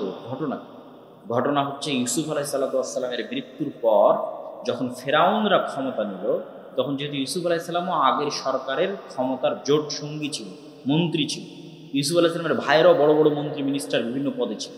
তখন পরের ফেরাউন যখন ক্ষমতায় আসলো, এরা বললো আগের সরকারের রাজারা যেমন আমার শত্রু, আগের সরকারকে যারা সাপোর্ট দিয়েছে এরাও আমাদের শত্রু, এদেরকে ধরার মা। তো এইটা বাড়লো আরো কেন? যে কোনো পাদ্রী, যে কোনো জ্যোতিষী, যে কোনো জাদুকর, ওই সময় জাদুরও খুব চর্চা ছিল, এসে বলতো ফেরাউন তোমার ক্ষমতা যদি ধ্বংস হয় এই বানু ইসরায়েলদের হাতে ধ্বংস হয়ে যায়। তখন মাথা আরো গরম হয়ে গেল যে 300 বছরের জুলুমের স্টিং রোলার চললো বানু ইসরায়েলদের। তো গোলামিতে বানু ইসরায়েলদের স্বভাব নষ্ট হয়। গোলামিতে যে স্বভাব নষ্ট হয় তার প্র্যাকটিক্যাল উদাহরণ, ধরেন আমি মনিব, আমার দুটো গোলাম আছে, আমি এই একটা রুটি ওই গোলামরা 2-3 দিন থেকে না খেয়েছে দিয়ে দিই, তোরা মারামারি করে নিয়ে লেগা, তখন ওরা একটা রুটি নিয়ে মারামারি লেগে যাবে। একটা রুটির জন্য মিথ্যা বলবে, একটা রুটির জন্য ধোঁকা দিবে, একটা রুটির জন্য দুর্নীতি করবে, একটা রুটির জন্য মারবে। তাহলে গোলামের নেচার তৈরি হচ্ছে যে গোলাম খাবার নিয়ে কাড়াকাড়ি করে, এবং খাবার নিয়ে কাড়াকাড়ি করতে গিয়ে মিথ্যা বলে, টাকা নিয়ে কাড়াকাড়ি করে, টাকা নিয়ে কাড়াকাড়ি করতে গিয়ে মিথ্যা বলে, দুর্নীতি করে একটা টাকার জন্য। এটা গোলামের নেচার। তো এরকম পালিয়ে লুকিয়ে এরকম চুরি চামারি দুর্নীতি ধোঁকা করতে বাধ্য হয়ে গেছে 300 বছর। এই জন্য মুসা আলাইহিস সালাতু ওয়াস সালামকে আল্লাহর বানু ইসরাইলদের সাথে মানুষ করেন। আল্লাহ জানতেন মুসাকেও যদি বানু ইসরাইলদের সাথে রাখি, ইও তো গোলামের মতো পালিয়ে বেড়াবে, তাহলে সেও যদি গোলামের মতো পালিয়ে বেড়াতে, এরও তো স্বভাব চরিত্র নষ্ট হয়ে যাবে। ও মিথ্যা বলা শিখবে, দুর্নীতি করা শিখবে, তো নেতা হতে পারবে না, নবী হতে পারবে। তখন আল্লাহ কি করলেন, মুসা আলাইহিস সালামকে তুলে রাজার বাড়িতে পাঠিয়ে দিলেন। রাজা ফেরাউন, ফেরাউনের বাড়িতে রাজপুত্র, অ্যাজ এ প্রিন্স, রাজপুত্র হিসেবে মুসা আলাইহিস সালাম মানুষ হচ্ছে। মানে টাকা পয়সা, খাদ্য, এগুলো নিয়ে মারামারি, কাড়াকাড়ি, গোলামি, মিথ্যা, ধোঁকা, এগুলোর চতুর্পাশ সীমানার মধ্যে নাই। তাহলে স্বাধীন আত্মমর্যাদা সম্পন্ন হিসেবে মুসা আলাইহিস সালাম বড় হয়েছে। এই জন্য মুসা আলাইহিস সালাম যেই দিন দেখছে যে ফেরাউনের একটা লোক বানু ইসরায়েলের একটা লোককে অত্যাচার করছে, তো মুসা আলাইহিস সালাম যদি বানু ইসরায়েলের সাথে বড় হতো, বলতো আরে এটা তো আমরা দেখে আসছি জন্মের পর থেকে এরকম জুলুম হয়, কিন্তু গোলাম, আমার বাপ মা 14 গোষ্ঠী গোলাম, দেখে কি আর মানা করি কি? কিন্তু উনি তো স্বাধীন, জুলুম সহ্য করতে পারেনি, একদিন জুলুম দেখেছে, এক থাপ্পড়ে অন দ্য স্পট জালেমকে হত্যা করে দিয়েছে। কেননা উনি স্বাধীন। এই জন্য ওনার সাথে বানু ইসরায়েলের মিলে, বানু ইসরায়েলরা গোলামি করতে করতে সংকীর্ণ মনে হয়েছে। তো আমাদের মতো আজকের যুগের মুসলমানদের সকল সমস্যা হচ্ছে, সারা পৃথিবীর মুসলমানেরা প্রায় 200 বছর ইউরোপিয়ানদের উপনিবেশ ছিল। ভারত, পাকিস্তান, বাংলাদেশের মুসলমানেরা ব্রিটিশদের গোলাম ছিল 190 বছর। যেই জমি এখন সিএএসএ আরএস পর্চায় আপনার নামে খাজনা কাটছেন, এই জমিতে খাজনা কাটতো জমিদারের নামে, জমির মালিকানাই ছিল না। নীল চাষ করে পিটিয়ে আদায় করা গোলাম। তখন একটা টাকার জন্য মিথ্যা বলা, একটা টাকার জন্য দুর্নীতি করা, একটা টাকার জন্য কাড়াকাড়ি করা, যেহেতু গোলাম, চাকরি না, তো গোলামি করতে করতে করতে করতে রক্তের মধ্যে মিথ্যা, ধোঁকা, দুর্নীতি বেরিয়েছে। ঠিক ওই যুগের বানু ইসরায়েলদের মধ্যে যেভাবে বেরিয়েছে। এটার আর একটা চাক্ষুষ প্রমাণ নেবেন যে ব্রিটিশরা যেহেতু আমাদের উপর একটু কম জুলুম করেছে, ইতালি, ফ্রান্স, স্পেন, এরা আফ্রিকার মুসলমানদের উপর আমাদের চাইতে 3 গুণ জুলুম করেছে। এই জন্য আফ্রিকার মুসলমানদের নেচার আমাদের চাইতে আরো বেশি নিম্ন স্তরে চলে গেছে। ইতালির রাজধানীতে, ফ্রান্সে, স্পেনের রাজধানীতে দেখবেন যত চোর চামার, মদখোর, নেশাখোর, জুয়াখোর, আড্ডাখোর আছে, তার বেশিরভাগই দেখবেন মুসলমান এবং আফ্রিকান মুসলমান, নট ইন্ডিয়ান অ্যান্ড পাকিস্তানি আর বাংলাদেশি মুসলমান না। এবং বাংলাদেশি, ইন্ডিয়ান, পাকিস্তানি মুসলমানদের চেয়ে ওদের নেচার আরো নিম্ন স্তরে চলে গেছে। কেননা ওদের উপর জুলুমটা, গোলামিটা ছিল আরো ভয়ঙ্কর, আরো ভয়াবহ। ফ্রান্স, স্পেন এবং ইতালির জুলুম, অত্যাচার। তাহলে এই ফিলিস্তিন ইস্যুর সারমর্ম হচ্ছে বর্তমান যুগের মুসলমানরা বানু ইসরাইল। বর্তমান যুগের মুসলমানদের মূল্য বর্তমান পৃথিবীতে বসবাস করা একটা পশু প্রাণীর মতো নয়। 3 নাম্বার, বর্তমান যুগের মুসলমানদের স্বভাব চরিত্র নামকাওয়াস্তে বাহ্যিকভাবে ইসলামের সবকিছু ঠিক আছে, কিন্তু ভিতর থেকে মিথ্যুক, ধোঁকাবাজ, দুর্নীতিবাজ, মিথ্যার উপর প্রতিষ্ঠিত, নেতৃত্বের গুণ নাই। এগুলো গোলামির গুণ। নেতা কখনো মিথ্যা বলা জানে না। আবু সুফিয়ান কাফের মুশরিক, কিন্তু মিথ্যা বলা জানত। মুহাম্মদ সাল্লাল্লাহু আলাইহি ওয়াসাল্লামের নামও মিথ্যা বলে। বাদশাহ হিরাক্লিয়াসের দরবারে জেরুজালেমে বসে মুহাম্মদ সাল্লাল্লাহু আলাইহি ওয়াসাল্লাম মিথ্যা বলেন। আবু সুফিয়ান তখন কাফের মুশরিক, কেন মিথ্যা বললে নেতা হওয়া যায় না। এবং বর্তমান পৃথিবীর 2টা সিস্টেম আমাদেরকে গোলাম রাখার জন্য, মানে ব্রিটিশরা তো আমাদের ছেড়ে চলে গেছে, তাহলেও কেন আমরা স্বাধীন হতে পারছি না? স্বাধীন হতে পারছি না মানে স্বাধীন মানুষের নেচার, স্বাধীন মানুষের যে চরিত্র সেটা আমার মধ্যে আসতেছে না। একটা আত্মমর্যাদাবোধ সম্পূর্ণ মানুষের চরিত্র আমার মধ্যে আসতেছে না। 2টা জিনিস ব্রিটিশরা, ইহুদিরা মিলে সারা পৃথিবীতে চালু রেখেছে আমাদের মধ্যে গোলামীর স্বভাব অব্যাহত রাখার জন্য। একটার নাম গণতন্ত্র, আর একটার নাম সুদ। এই ফিলিস্তিন ইস্যুর সমাধান হলো এই 2টাতে, একটার নাম গণতন্ত্র, একটার নাম সুদ। গণতন্ত্র এমন এক জিনিস যেখানে মিথ্যা না বললে আপনি রাজনীতি করতেই পারবেন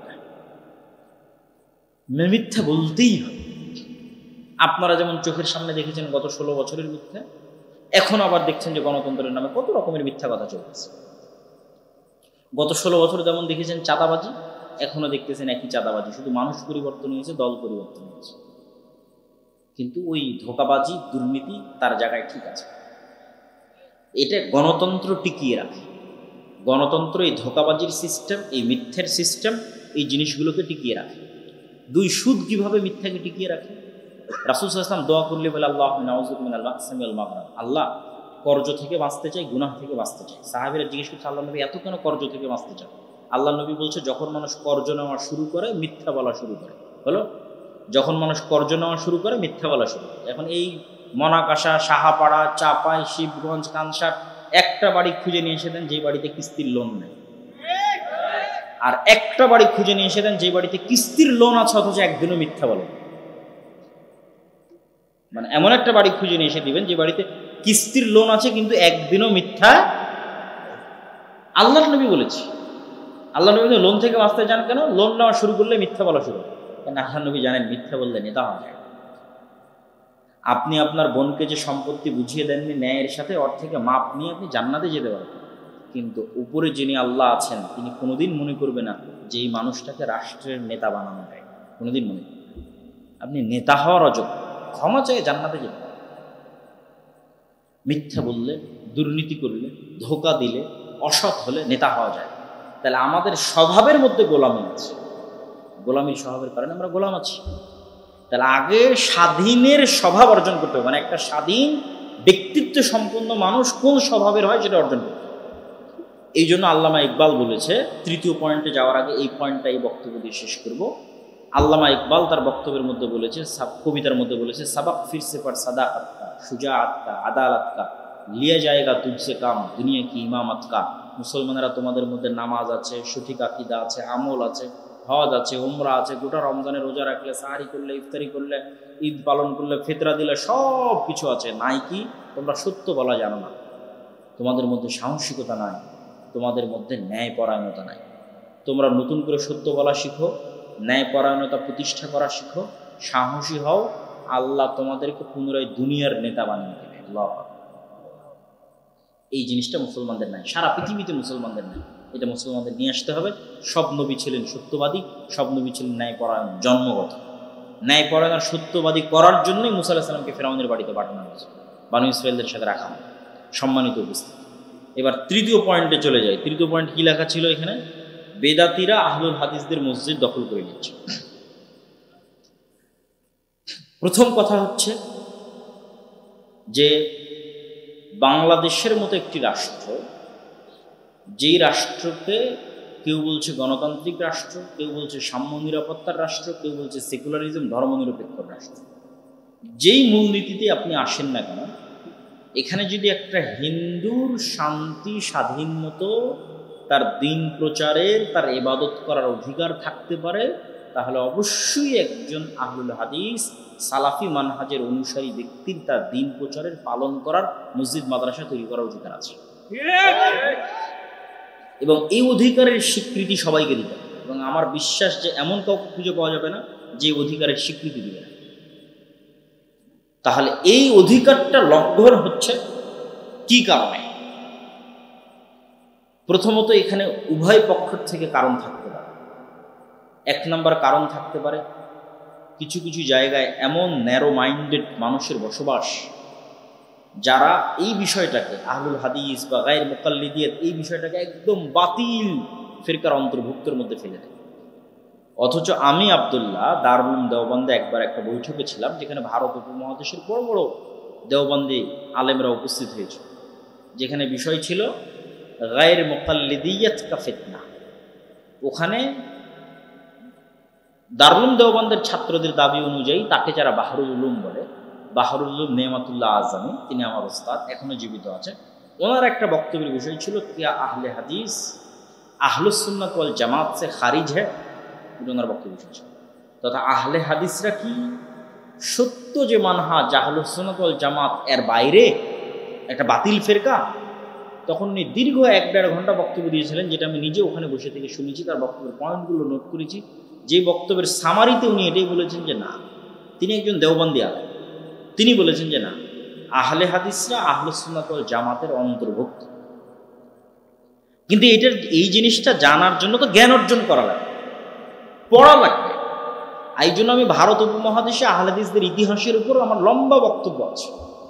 আহলে হাদিসদের ইতিহাসের উপর আমার বক্তব্যটা যদি কেউ শুনে, যে কোনো বাংলা ভাষাভাষী যে কোনো মতবাদের অনুসারী মানুষ, যে কোনো মাযহাবের অনুসারী মানুষ, শুধু ভারত উপমহাদেশে আহলে হাদিসদের ইলমে ইতিহাস এই বক্তব্যটা যদি শুনে, এবং ওখান থেকে আমার বক্তব্য শুনে নিয়ে যদি 2-1 মিনিটও স্টাডি করে ক্রস চেক করে যে আব্দুল্লাহ যা বলছে তা ঠিক কিনা, আব্দুল্লাহ যা বলছে তা ঠিক কিনা, তাহলে এতটুকু অবশ্যই ঘোষণা দিতে হবে যে আহলে হাদিসরা বাতিল ফেরকা নয়, তাদেরকে ঘোষণা দিতে হবে বাতিল। কিন্তু এর জন্য জ্ঞান লাগে। কিন্তু একদল আবেগী মানুষ থাকে যাদের সেই ন্যূনতম জ্ঞানটুকু নাই, তারা তখন পাগলের মতো আচরণ করে। এবং এই পাগলের মতো আচরণের আমরা দুইভাবে সমাধান করতে পারি: প্রশাসনের সহযোগিতা নেওয়া, এবং তাদের যারা বড় আলেম ওলামা আছে, যাদের মধ্যে মোটামুটি আহলুল হাদিস সম্পর্কে একটা স্বচ্ছ এবং ভালো ধারণা আছে। যেমন ধরেন বর্তমান ধর্ম প্রতিমন্ত্রী যিনি আছেন, ধর্ম উপদেষ্টা যিনি আছেন, তিনি আমাদের আলেমদের প্রায় সব বড় বড় মাদ্রাসায় গেছেন, আমার সাথেই কয়েকবার দেখা সাক্ষাৎ হয়েছে। তিনি জানেন যে আহলে হাদিসরা কী চিন্তা চেতনা রাখে, কী করে, তাদের মানহাজ কি, তাদের বক্তব্য কি, খুব ভালোভাবে জানেন। তো এরকম আরও মানুষজন আছে যারা আহলে হাদিসদের সম্পর্কে পজিটিভ ধারণা রাখে। তাদের ইনফ্লুয়েন্সটা আমাদের কাজে লাগাতে হবে এবং প্রশাসনের সহযোগিতা নিতে হবে। এবং অলরেডি আমার কানে যদিও একটা কেস এসেছে, সেগুলোকে কেন্দ্র করে আমি রাষ্ট্রের উচ্চ পর্যায়ে কথা বলেছি, এবং আশা করি যে এই ধরনের ঘটনাগুলো কমানোর জন্য প্রশাসনিক দিক থেকে একটা ভালো সাপোর্ট হয়তো ইনশাল্লাহ আশা করছি আমরা পাবো। ইনশাল্লাহ আপনারা দোয়া করে যেন সেটি আমাদের জন্য সহজ হয়ে বলেন আল্লাহুম্মা আমিন। আর দ্বিতীয়ত, যারা আমাদের ভিন্ন ঘরানার আছে, তাদেরও যারা উপর পর্যায়ের আলেম ওলামা আছে, তাদের সাথে আমি এই বিষয়টি নিয়ে কথা বলছি এবং তাদের থেকেও পজিটিভ রিপ্লাই পেয়েছি। এবং এই 2 পজিটিভ রিপ্লাইকে সামনে রেখে কিভাবে সামনে এগিয়ে এই জিনিসগুলোকে কমানো যায় সেটার উদ্যোগ আমরা অতি দ্রুত নিব, ইনশাল্লাহ নিচ্ছি, কথা চলতেছে। তো আশা করব এবং আল্লাহ সুবহানাহু ওয়া তাআলার নিকটে দোয়া করব যেন বাংলাদেশের মাটি আহলুল হাদিসদের জন্য এক উর্বর দাওয়াতের ক্ষেত্রে পরিণত হয়। আল্লাহ। তবে একটু আত্মসমালোচনার দরকার আছে। এত কিছু বলার পর কি একটু আত্মসমালোচনার দরকার আছে? দেখবেন আমি আমার বহু বক্তব্যে বলেছি যে দাওয়াতের পদ্ধতি হতে হবে নম্র এবং ভদ্র। মুসা আলাইহিস সালামের মতো নবীকে যদি ফেরাউনের মতো কাফেরের সাথে ভদ্র ভাষায় কথা বলতে বলা হয়, নম্র ভাষায় কথা বলতে বলা হয়, অথচ আল্লাহ জানেন যে ফেরাউন হেদায়েতপ্রাপ্ত হবে না, আল্লাহ জানেন যে ফেরাউন হেদায়েতপ্রাপ্ত হবে না, তারপরেও আল্লাহ মুসা আলাইহিস সালামকে বারবার বলছে তুমি নরম ভাষায় কথা। তো আমাদেরও কিছু আসলে বক্তব্য এমন হয়ে যায় যে ওই বই আগুনে পুড়িয়ে দাও, অমুক কে উমুকের বাচ্চা বা তুমুক, ইবলিস বা শয়তান, এই ধরনের যে গালিগালাজ আমরা ব্যবহার করি, এটা তো আসলে একটা মানুষের ক্ষেত্রেও ব্যবহার করা উচিত না। এটা মুসলমানের ক্ষেত্রে ব্যবহার করা তো বহু দূরের কথা, একজন বিধর্মীর ক্ষেত্রেও ব্যবহার করা উচিত না। আল্লাহ সুবহানাহু ওয়া তাআলা যত জায়গায় পবিত্র কোরআনে ইহুদি, নাসারা, মুশরিক এবং এদেরকে যত জায়গায় সম্বোধন করেছেন, সম্মান দিয়ে সম্বোধন করেছেন। দেখেন আজকের যারা আল্লাহ বলছে যে এরা অভিশপ্ত, ইহুদিরা অভিশপ্ত, আল্লাহ কোরআনে বলছে, আল্লাহ কোরআনে বলছে এরা মুসলমানদের সবচেয়ে শত্রু হবে, দাওয়াত দিচ্ছে, ডাকছে, মানে ইহুদিদেরকে দাওয়াত দিচ্ছে, ডাকছে। তখন কোরআনের আয়াত দেখেন, ইয়া বানি ইসরাঈল আযকুরু নি'মাতি আল্লাতী আন'আমতু আলাইকুম। কোথাও বলছে ইয়া বানি ইসরাঈল আযকুরু, বলছে ফাজ্জালতুকুম আলাল আলামিন, বলছে হে বানু ইসরাইলেরা। বানু ইসরাইল বলাটাই সম্মান। বানু ইসরাইল মানে ইয়াকুবের ছেলে, ইয়াকুব আলাইহিস সালামের ছেলে। হে বানু ইসরাইলেরা, স্মরণ করো সেই দিনের কথা যেই দিন আমি আল্লাহ তোমাদের উপর কত নিয়ামত দিয়েছিলাম। স্মরণ করো সেই দিনের কথা যেদিন আমি আল্লাহ তোমাদের উপর কত দয়া করেছিলাম। আল্লাহ একটি অভিশপ্ত জাতিকে এভাবে ডাকতেছে, তাদেরকে সম্মান দিয়ে, তাদের অতীত ইতিহাস স্মরণ করিয়ে ইমোশনালি তাদেরকে অ্যাটাচ করতেছে ইমোশনালি। এবার যখন খ্রিস্টানদের কথা আসতেছে তখন কি বলতেছে, যে এই খ্রিস্টান কাফের। আল্লাহ সুবহানাহু ওয়া তাআলা কোরআন মাজিদে কোথাও এইভাবে দাওয়াত দিয়ে বলে না যে এই কাফেরেরা, যে ইয়া আহলাল কিতাব, হে কিতাবের অনুসারীরা। আহলে কিতাব বলাটাই সম্মান। আহলে কিতাব বলাটা কেন সম্মান? আল্লাহ স্মরণ করিয়ে দিচ্ছে যে আমি তোমাদের কাছে একটা কিতাব পাঠিয়েছিলাম যার নাম তাওরাত, যার নাম জবুর, যার নাম ইনজিল। তোমরা কিতাবের অনুসারী, তোমরা আহলে কিতাব। তোমরা নাসারা হতে পারো, মুহাম্মাদের উপর ঈমান আনয়ন করো, এটাও হতে পারো, কিন্তু তোমরা আহলে কিতাব। সম্মান দিয়ে স্মরণ করে ডেকে তারপরে দাওয়াত দিচ্ছে, তাআলাউ ইলা কালিমাতিন সাওয়াআন বাইনানা ওয়া বাইনাকুম, আসো এমন কথার দিকে যে আমার এবং তোমার মধ্যে এক। তাহলে আপনি বলেন যে আপনার এক পাশের হানাফি ভাই, এক দেওবন্দি ভাই, সে এই ইহুদির চাইতে, মুশরিকের চাইতে, ফিরআউনের চাইতে, ওই খ্রিস্টানের চাইতে কি খারাপ? কি বলেন, খারাপ? যদি খারাপ না হয় তাহলে যদি আপনি বলেন যে ওর বই পুড়িয়ে দিব, ওর এই করব, সেই করব, এই কি উমুক উমুকের বাচ্চা, তুমুক, ইবলিস, শয়তান, মুখের ভাষার কোনো ঠিক নাই, তাহলে তারা কি আপনার দাওয়াতটা কিভাবে নেবে? ব্রেনের মধ্যে ডাইরেক্ট নেগেটিভ জিনিস ঢুকে যায়। আর আপনার দাওয়াত সত্য হলেও আর কোনোদিন গ্রহণ করবে না, তুই তো আমাকে গালি দিয়েছিস। এই জন্য আল্লাহ কিন্তু বলেছে তোমরা অন্যের ইলাহদের গালি দিও না। জানি আমরা যে মা দুর্গার যে পূজা করে, মা কালীর যে পূজা করে, এটা ভ্রান্ত, তারপর আল্লাহ বলছে ওটাকে গালি দিও না। ওটাকে গালি দিলে আল্লাহ সম্পর্কে নেগেটিভ জিনিস আর ব্রেনে চলে যাবে, তখন সত্য জানলে আর মানতে পারবে। তো এই জন্য আমাদেরও একটু আত্মসমালোচনা দরকার আছে, যে আমি একটা জায়গায় মসজিদ তৈরি করলাম, আহলে হাদিসরা মসজিদ তৈরি করে সেখান থেকে ধরেন ফতোয়া দেওয়া শুরু করলাম যে সব হানাফিরা কাফের, সব হানাফিরা মুশরিক, হিন্দু জান্নাতে গেলেও হানাফিরা জান্নাতে যাবে, হলো? তাহলে আপনি দাওয়াতি কাজ করা জানলেন না। তাহলে আমরা হাজার চেষ্টা করেও কিন্তু আপনাকে ট্যাকেল দিতে পারবো না। তৃতীয় আর একটা নসিহা, আত্মসমালোচনা, সেটা হচ্ছে আমাদের ভাইয়েরা বিভিন্ন জায়গায় দেখা যাচ্ছে বড় কোনো প্রতিষ্ঠান বা বড় কোনো একটা প্ল্যাটফর্মের সাথে যোগাযোগ রক্ষা করা ছাড়াই তারা দেখা যাচ্ছে যে কার্যক্রম শুরু করে দিচ্ছেন, আলেমুল আমাদের পরামর্শ নিচ্ছেন না, আলেমুল আমাদের দিক নির্দেশনা নিচ্ছেন না। আবার বিপদে পড়ে গেলে দৌড়ে হয় আলেমুল আমার কাছে যাচ্ছেন, না হয় এর কাছে দৌড়াচ্ছেন। তো আমার কথা হচ্ছে কাজ শুরু করার আগেই আলেমুল আমাদের পরামর্শ নেন, আহলে হাদিসদের যে প্ল্যাটফর্মগুলো আছে সেগুলোর পরামর্শ নেন। পরামর্শ নিয়ে কাজ শুরু করেন, তাহলে দেখবেন আপনার কাজে ভুল হবে এবং এই ধরনের সমস্যা কমে আসবে। আল্লাহ সুবহানাহু ওয়া তাআলা আমাদের কবুল করুক, আল্লাহুম্মা আমিন। বক্তব্যের শেষের দিকে এসে আপনাদের কাছে কয়েকটা উদাত্ত আহ্বান। সেটা হচ্ছে যে আমি যে এতক্ষণ বক্তব্য দিলাম এগুলো হচ্ছে ক্ষণিক, এগুলো হারিয়ে যায়। কিন্তু এই দেখছে বানু ইসরাঈলের এই বিশাল ঘটনা, এই পুরো জেরুজালেম বিজয়ের ঘটনা, পুরো ফিলিস্তিন বিজয়ের ঘটনা বইয়ে লিখিত আকারে আছে। আমার লেখা বই ফিলিস্তিনের সমসাময়িক মুসলিম বিশ্ব, রাশিয়া ইউক্রেনের পাবেন, আফগানিস্তান তালেবান পাবেন, যা বর্তমান মুসলিম বিশ্বে চলতেছে তার সবগুলো এই বই পাবেন। তো এই লিখিত বইগুলো, ওই যে শেখ আব্দুর রাজ্জাক বিন ইউসুফ হয়তো আজকে এখানে আসেন, কিন্তু তার ইলমি আমানতগুলো তো আপনাদের কাছে আছে। এবং আমরা যে কার্যক্রমগুলো করতেছি সারা বাংলাদেশে, এই কার্যক্রমগুলো তো আপনারা দেখছেন, কিন্তু সারা করি। এই রমজানে 500 মক্তব দাওয়া ইলাল্লাহর অধীনে ছিল, পরিচালিত হয়েছে। যেই 500টা মক্তবের প্রত্যেকটা শিক্ষক জামিয়া সালাফিয়া থেকে ট্রেনিং নিয়েছে। 1 নাম্বার, যেই 500 শিক্ষক জামিয়া সালাফিয়া থেকে ট্রেনিং নিয়েছে তার যাতায়াত খরচ দাওয়া ইলাল্লাহ বহন করেছে, ওখানে থাকা খাওয়া বহন করেছে, ট্রেনিং খরচ বহন করেছে। 2 নাম্বার, এই 500 শিক্ষক যতগুলো মক্তবে আছে, প্রত্যেকটা মক্তবের যত ছাত্র আছে তাদেরকে বই ফ্রি দেওয়া হয়েছে, যে কায়দাটা পড়বে সে কায়দাটা ফ্রি দেওয়া হয়েছে। 3 নাম্বার, এই রমজান মাসকে লক্ষ্য করে, ঈদকে লক্ষ্য করে 500টা মসজিদে হাদিয়া দেওয়া হয়েছে।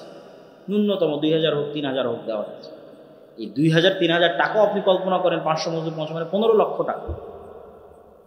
এই যে এত বড় খেদমত, এখানে আপনার কোনো কিছুই করা লাগতেছে না, কিন্তু আপনার মক্তব এখনো দাওয়ায়ে আল্লাহর অধীনে আসলো না, ট্রেনিং নিল না, ট্রেনিং নেওয়ার আগ্রহ দেখালেন না। এইটা তো দাওয়াতি কাজের ভিত তৈরি করবে। এটা এরকম না যে বড় সম্মেলন করে আমার জনপ্রিয়তা দেখালাম, এটা না। এটার প্রভাব পড়বে 20 বছর পর। দেখা যাচ্ছে 20 বছর পর একটা অফিসের ডিসি বসে থাকবে, বলবে যে আমি দাওয়ায়ে আল্লাহর অমুক মক্তবে এই দোয়াটা শিখেছিলাম, বাংলাদেশেরই কোনো এক ডিসি, কোনো এক ডিসি। এইটা হলো সুদূর প্রসারী প্রভাব। এটা যে রুট লেভেল থেকে সমাজকে সংস্কার করা, সংশোধন করা, একদম তৃণমূল গোড়া থেকে। এবং এই গোড়া থেকে সংস্কারের জন্য আমরা দ্বিতীয় আর একটা পদক্ষেপ নিয়েছি, যে এই মসজিদগুলোকে আমরা শক্তিশালী করি, মসজিদকে এম্পাওয়ার করা, যে ক্ষমতার যে ব্যালেন্স, এটা যেন শুধু রাজনৈতিক দল আর রাজনৈতিক নেতাদের কাছে না থাকে, ক্ষমতার ব্যালেন্সটা যেন মসজিদ মাদ্রাসার মতো বন্টন। এটার এখন সুযোগ। এই জন্য আমরা সুদমুক্ত কর্জে হাসানা চালু করেছি। এই জন্য এই সুদমুক্ত কর্জে হাসানা আমরা আমভাবে ব্যাপকভাবে সবাইকে নিতে পারবো না। ওই যে মসজিদটাতে আমার মক্তব চলতেছে, ওই মক্তবের ইমাম এবং দায়িত্বশীলের হাতে ওই গ্রামের যোগ্য ব্যক্তির কাছে যাবে, যাতে ওই যে মক্তবের যে শিক্ষক, সে যেমন মক্তবের টিচার হিসেবে সম্মানিত বোধ করবে, তার এলাকায় কর্জে হাসানা দিয়ে সেই পাওয়ারমেন্ট হবে, সোশ্যাল পাওয়ার তার বাড়বে। দেখা যাচ্ছে যে একটা পর্যায়ে এমন তার সোশ্যাল পাওয়ার হয়ে গেছে, একটা মেম্বারের চেয়ে পাওয়ারফুল হয়ে গেছে গ্রামে। এটা অস্বাভাবিক কিছু না, এটা নিয়ে আসতে হবে। যে মসজিদ মাদ্রাসা মানে শুধু আপনি কোরআন পড়াবেন, হাদিস শিখাবেন দিয়ে শেষ না। আপনার গ্রামে কোনো অন্যায় হচ্ছে কিনা ওটা অন্তত সাধ্য অনুযায়ী বাধা দিতে হবে, এটাও মসজিদ মাদ্রাসার কাজ। এই অন্যায় মানে আপনারা বুঝিয়েন না যে গান বাজনার অন্যায়, বেপরদার অন্যায়, সেগুলো তো অন্যায়। কিন্তু আমি এখন যে অন্যায়ের কথা বলতেছি সেটা মিথ্যার অন্যায়, ধোকার অন্যায়, দুর্নীতির অন্যায়, মানুষের উপর অন্যায়। ওগুলো অন্যায় বাধা দেওয়ার জন্য তো বক্তব্য অনেক হয়েছে, হুজুরেরা করেও, শোনেও।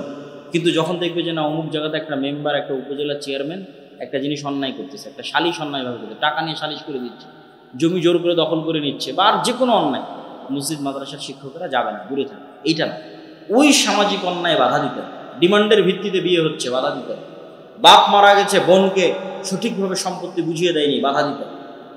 এই সোশ্যাল পাওয়ারটা আপনাকে অর্জন করতে, সেটার জন্য আমাদের দ্বিতীয় আমরা শুরু করেছি জাস্টিস মুভমেন্ট, যেটার প্রথম প্রজেক্ট হচ্ছে কর্জে হাসানা, এবং ওই মসজিদগুলো থেকে বিতরণ।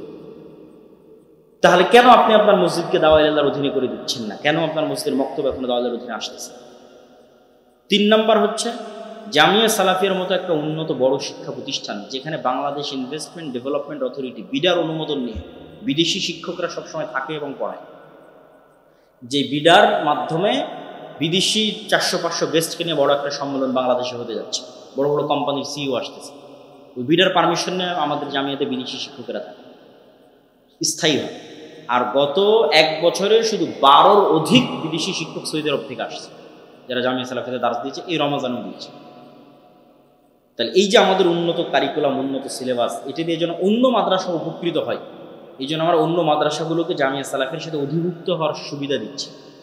এবং এই অধিভুক্ত হওয়ার ক্ষেত্রে আমাদের সহযোগিতার মানসিকতা নেওয়া না, যে একটা ফর্ম পূরণ করো, টাকা দাও, ঠিক আছে, প্রতি মাসে একটা বাৎসরিক ফি দাও, মাসিক ফি দাও না। পারলে আমরা আরও অর্থনৈতিক সহযোগিতা করতে পারবো কিনা সেই মাদ্রাসা, সেটা চিন্তা করবে।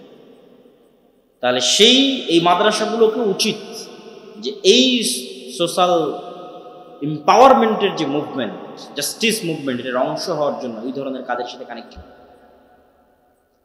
এবং মাসিকাল ইতিসাম, যার ফতোয়া বোর্ডের মেম্বার হচ্ছে বিদেশি মুফতিরা, জামিয়া সালাফিয়া বানারসের মুহাদ্দিস মাসিকাল ইতিসামের ফতোয়া বোর্ডের মেম্বার, আহলে হাদিস বাংলাদেশে আহলে হাদিসরা তো আছে। তাহলে সে মাসিকাল ইতিসামকে আপনি কেন মূল্যায়ন করবেন? আমাদের যে বই পুস্তকগুলো আছে, যেমন শায়েখের রাসূল সাল্লাল্লাহু আলাইহি ওয়াসাল্লামের সালাত বনাম প্রচলিত সালাত, উপদেশ, দোয়ার বই, এই বইগুলো আপনি কেন মূল্যায়ন করবেন?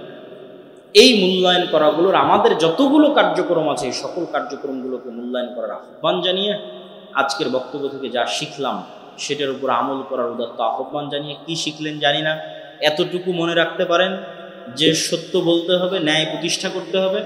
এতটুকু মনে রাখতে পারেন যে আমাদের